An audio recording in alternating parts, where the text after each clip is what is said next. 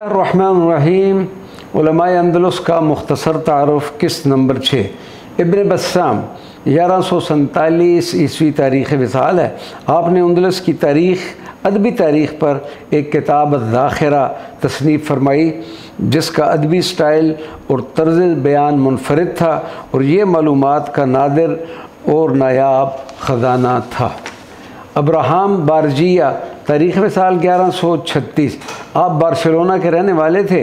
आपने अरबी में रियादी, एस्ट्रोनॉमी, कैलेंडर और ज्योमेट्री पर किताबें लिखी।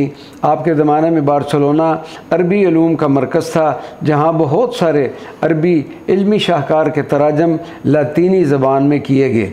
आपने रियादी में एक इंसाइक्लोपीडिया भी तहरीर किया था। अब इस सल्त तारीख़ विसाल 1200 ईसवी सदी आप दीनिया के बादशाह के दरबार में शाही तबीब और हैयतदान थे। आपने रियादी, इल्म हयात, म्यूज़िक, फार्माकोलॉजी और मेडिसन पर मुतअद्दिद किताबें तसनीफ़ की।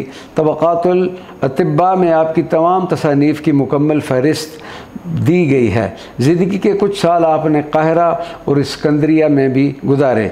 जाबिर इब्न फलाह आपका तारीख़ विसाल है 1200 सदी के।